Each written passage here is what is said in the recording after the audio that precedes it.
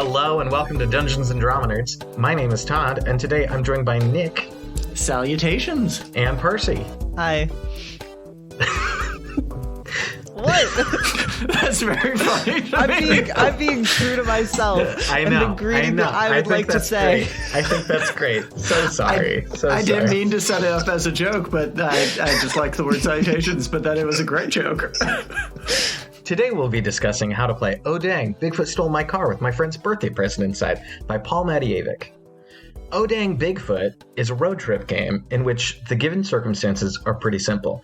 The players are on their way to their friend's birthday, but very quickly find that their car is stolen by Bigfoot and must chase after them to recover the sweet birthday gifts inside the car, among other things.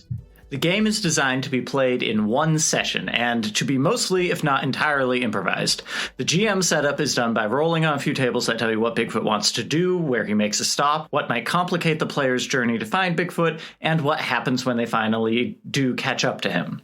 Meanwhile, the players choose a style that determines how their character approaches problem solving, such as wacky or focused, a role like driver or athlete that tells us what skills they might have to bring to the job or on the road trip, their goal, which could be anything from getting the presents back to proving that Bigfoot is real, and of course their name and the present they got for whomever their friend is. As a group, the players choose things they have that might help them along the way, like motorcycles or an extensive knowledge of Bigfoot, and they choose a problem that keeps following them. Players also choose a stat number that determines where they fall on the scale of patient to reckless. The more patient a character is, the better they are at staying cool under pressure, doing precise or intricate actions, working with technology, and other things like that. More reckless characters are better at charming other people, street racing, or doing something wild or passionate. When characters do something risky, they roll a d6, and the GM will tell them if the action they're trying to do is risky or patient. If it's risky, rolling over your character's stat number means you succeed, but if it's patient, you need to roll under your number. Rolling exactly your number is a happy birthday, which means you can ask the GM a question about what's going on or what you're trying to do, and then roll again. You can add additional d6s if you're prepared to do whatever it is you're trying to do, or if you're an expert at it. And if you want to help someone else, you can describe how you're helping and roll. On a success, the other player can add a d6 to their own roll. Periodically, as with any road trip, your group will need to make a stop. When that happens, each player describes something they're trying to do, looking for Bigfoot, buying snacks, etc., and rolls 1d6. The person with the highest roll gets something nice, which grants them an extra d6 sometime later on. Something goes wrong for the person with the lowest roll, which lets the GM introduce a new wacky problem that could obstruct the party immediately or in a way that's lasting, like a bus breaking down or a new pursuer. As a whole, the game encourages wacky problem solving and nudges the players and GMs alike to use failure to push the story forward, take risks, and go the goofy route whenever possible. It's a really fun and exciting game, and I'm super excited to hear what the players and GM we have do with it. It's also a one-page game, which I'm very excited to be featuring on the podcast. I love the elegance of the rules and the lightweight system that Paul Matijevic has written for this game, particularly the patient versus reckless mechanic and the way that it encourages players to play into the trait that they choose at the very beginning. I also really like the sort of tone and style of the game. Like the language of the game text itself is really consistent in the world that it sort of creates, and it sort of gets you in the sort of like road trip movie type vibe. Like one of the objects that you could choose to have that's like an asset to your group is a sweet laptop. And like that's sort of, I think, encapsulates like the feel of the game, and it sort of gets everybody, I think, on the same page stylistically about like the tone of the story.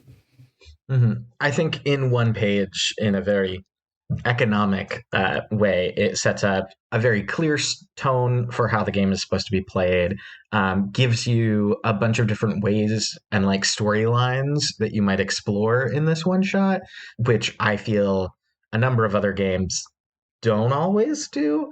And so this was a really exciting game to be the first one-shot, one-page RPG that I had seen some people play. I also really like that it sort of like opens the door to like there's room for magic and absolutely wild stuff because like Bigfoot is an essential part of the story. Like I think it immediately puts you in a world where like it's a little magical. Like there's a little bit of like cryptid wackiness going on. So like it's not outside the realm of possibility that your character could try to do magic or something. And I feel like there are a lot of tables where you're playing this game where like, you know, I don't know, maybe not magic, but like I think you could like bring in another monster and it would be totally cool. Like the game is sort of in this like only quasi-realistic space. One of my favorite suggestions from Paul Matijevic as a thing that could happen is that like Bigfoot stops at a family house, like a family friend's house that could be a cryptid or just human family that they have, which I think is like both of those options are very delightful, whether it's like, oh, Bigfoot stopped over at Mothman's place versus like Bigfoot stopped over at his Aunt Susan's place. And both of those are really delightful and charming in different ways. Well, and I think having such lightweight rules is really great for that feeling of freedom and exploration and kind of improv, because it leaves so much of it open to the players and the GM to figure out as they go along. So yeah, the game can support all sorts of bizarre, wacky choices like that because it is just so flexible and nimble. It's really a delight to watch. And next week, you'll get to hear the first part of our one-shot of Oh Dang Bigfoot Stole My Car with my friend's birthday present inside, featuring special guest Percy Hornak as the birthday boy. Hello. Followed by a commentary episode that digs deeper into the genre of one-page games and their niche within the broader world of TTRPGs. So we'll catch you next week, folks.